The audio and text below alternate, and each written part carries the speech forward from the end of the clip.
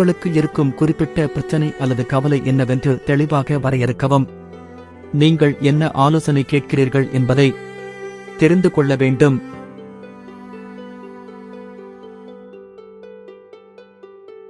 நீங்கள் நம்பும் மற்றும் மதிக்கிற ஒருவரை அணுகவும்.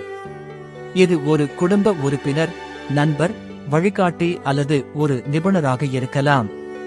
அவர்களின் அனுபவமும் கண்ணோட்டமும் உங்களுக்கு புதிய வழிகளை காட்டலாம்.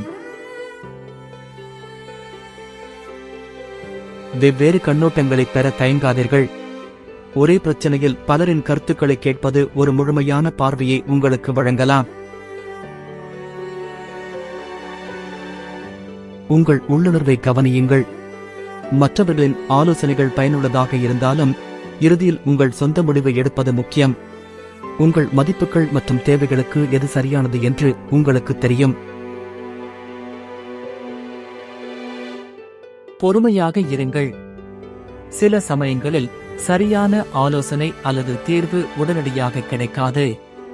தொடர்ந்து தேடுங்கள், திறந்த மனதுடன் இருங்கள்.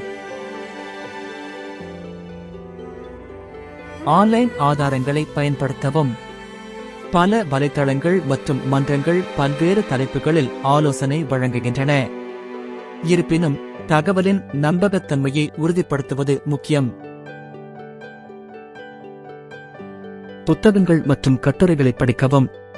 சுய உதவி மற்றும் ஆலோசனை தொடர்பான ஏராளமான இலக்கியங்கள் உள்ளன. அவை புதிய யோசனைகளையும் உத்திகளையும் வழங்கலாம். நிபுணத்துவ உதவியை நாடுங்கள். சில சமயங்களில் ஒரு குறிப்பிட்ட பிரச்சனைக்கு ஒரு மனநல மருத்துவர், ஆலோசகர் அல்லது நிதி ஆலோசகர் போன்ற நிபுணரின் உதவி தேவைப்படலாம். உங்கள் விருப்பங்களையும் மதிப்புகளையும் கருத்தில் கொள்ளுங்கள். எந்தவொரு ஆலோசனையையும் ஏற்றுக்கொள்வதற்கு முன் அது உங்கள் தனிப்பட்ட சூழ்நிலை மற்றும் நம்பிக்கைகளுடன் பொருந்துகிறதா என்று சிந்தித்துப் பாருங்கள். செயல்பட தயாராக இருங்கள்.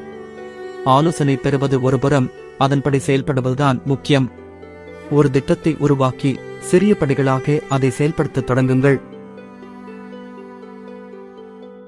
உங்களுக்கு எந்த வகையான ஆலோசனை தேவை என்பதை பொறுத்து இந்த வழிகள் உங்களுக்கு உதவக்கூடும்.